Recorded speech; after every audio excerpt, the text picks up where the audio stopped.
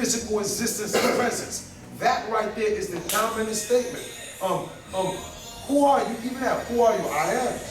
What your name is? I am. I ain't gotta go through all of that shit. I ain't a corporation or all that. Because I know what you're doing and you know what the fuck I just did. And your name is I am, give you my attribute. You live at in my body. You know how many judges' neck got broke on that one? And you know what their response was? Silence. I live in my body. Well, where do you reside? I don't reside anywhere. What are you talking about? Wait, come on. What are you talking about? Reside. I just told you. Are you asking for my mailing location? I let him out. I let him out. Why? Because I want to get to, I ain't scared of you. I want to get to what I came to do. You're going to get past this bullshit soliloquy.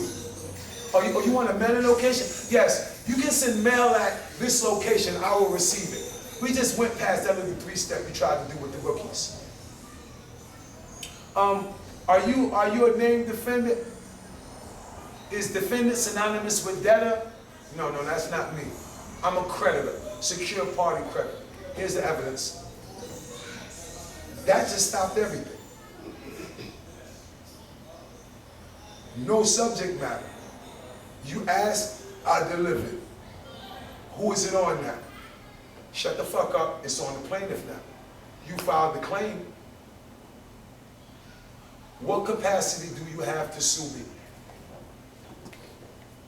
This is a very big question. Because you can file suit, sure. Who did you file the suit on? Admittedly, you didn't identify me as a subject of the suit, so therefore no judgment could apply. This is a matter of common sense and law. Now, why am I here?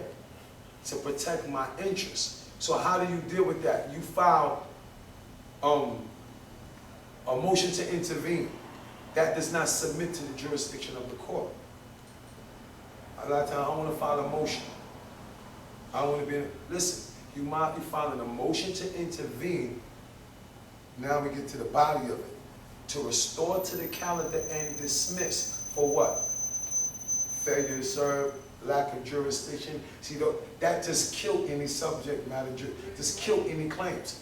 They got to deal with your jurisdictional challenge, no matter the method that you travel through. Don't file a motion. No, bro. Move the court. Because in jurisprudence, outside this corporate bullshit, that's how you move a court. A real court, a properly authorized court, you must file a motion. I told you, what they set up reflects jurisprudence, but it's a pale reflection. And they codify the actual law in it where you gotta find that shit. But in law, filing a motion, traverse hearing, all of these things come from jurisprudence. They file the affidavit of service. How do you get a hearing?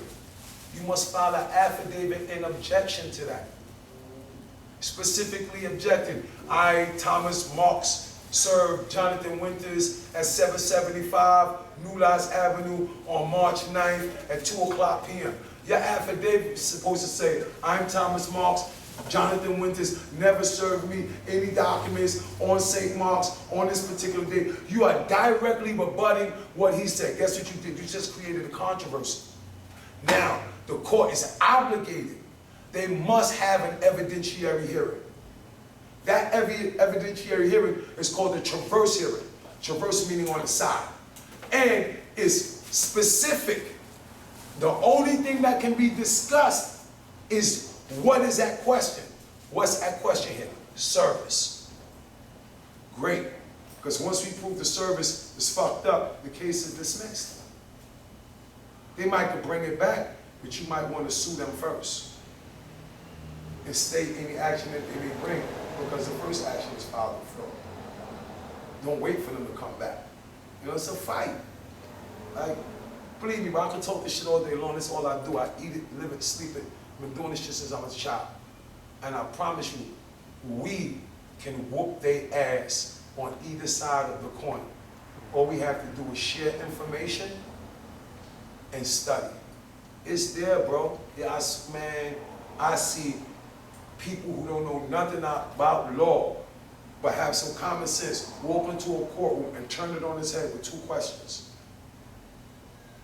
What? What? Why are you suing me? Why are you suing me? You're the attorney. You said you named all these people. You put John Doe. I came down there. You said I was John Doe. I said one simple question. I'm going to take the second one in a minute. Why are you suing me? Answer it, Mr. Attorney. I'm not on the mortgage. I don't have no contract with you. I don't particularly owe you nothing. Why are you suing me? He got to answer that.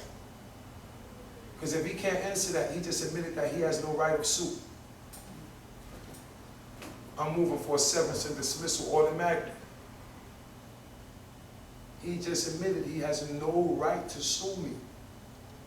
And the court knows that. This is why in the Supreme Court, when they ordered the judgment of foreclosure and sale, they put that stipulation that the purchaser is subject to the rights of anyone in possession, any rights that weren't extinguished by the action. You still got to go face them. Now, if you get there and the circumstances, hey, it's wide open, nobody's there, fine, you good. You get there and it's tenants, you got to give them 90 days notice. Like, it don't end with that, with the judgment in the sale. The people there don't got nothing to do with that. Listen, my landlord ran off 2 years ago. I had a 4-year lease. I paid my rent the whole time. I still got a valid 4-year lease. Y'all foreclosed a year later. The law says you got to honor my lease. You can't just file an action to evict me, but that's what you did. You made me, you sent a 10-day notice to quit. You filed a statement saying the landlord is terminating all leases and tenants, and you can't do that. My lease existed before your interest in the property. That's a contract. You ever heard of the maxim, buyer beware? You bought into this, I didn't buy into you, and the court knows this. That's why they put that stipulation in there. But the lawyers don't exercise it to their benefit. I had to read, I don't know how many goddamn cases, how many mortgage documents. I mean, you ever read a mortgage this thick, every word, front to back? Very few people do. I do. Do you know that every mortgage has a stipulation that prevents a foreclosure? They call that arbitration. Every mortgage document has an arbitration clause. Do you know that when they file a foreclosure on you, all you got to do is notify the title insurance company and they're supposed to pay the debt? They guarantee the title. It's been paid from day one when you signed it over. If you don't read the title insurance policy, you don't know. They violate your UCC. Why are you cursing at the motherfucker who in the house? They got a mortgage, right? They got a deed, right? Look at the deed. It says the title insurance company. Send your notice of claim to them. They the one who said the title was clear. And they guaranteed it. So who violated your title? The deed holder or the title insurer? He made a guarantee that he researched the title, everything is clear, and you're free to buy this. You violated my title by causing an illegitimate document to be filed against my property. And then you violated them because you were aware and you didn't disclose it to them.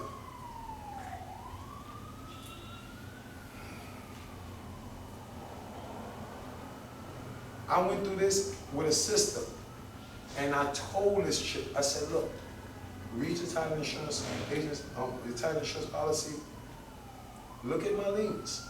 mechanics, UCC, prior to their interest, these guys have had no interest, you hit. If I sue you, you're gonna have to pay the full amount because you stepped into the shoes of the debtor. I'm the creditor. You can't even challenge the debt because you're not party to the contract. Look, they like to put us against each other. I'm a more. I can't just consciously just bust your head up when I know they're throwing you out there as fodder. Look at your title insurance policy, notify them that they failed to inform you that there were valid liens filed on the property and that they're obligated to satisfy those liens or give you your money back or guarantee clear title. You know this chick ain't do none of that. She went and got an attorney and sent me a threatening communication. Now fuck the attorney up, her up, and them. Now I'm hitting you for trespassing, everything. Sometimes our people are our own worst enemies. And I tried to give her, like she had an out. They would have had to restore her credit and she could have banged them for big bread. She preferred to side with the devils instead of taking the gift I gave her. So now what do I do to her? I gotta teach her. I gotta teach her. I don't want to talk y'all brothers to death. It's all good. I just want to give y'all some of what I got, you know what I mean? And hopefully it's beneficial. You know, some things will help you out, but I can guarantee you. Oh, not a problem. I'm Brother Psyche. Psyche, babe, I'll give you my number, my email. Matter of fact, the brother from Jersey was here last time. Cool. There was a brother here last time we was here. Last time I was here. Oh, no, not the last time. 2 weeks He ago. going through some shit out there in Jersey. About I've been helping him. about 2 or 3 weeks ago. Yeah. Let me see.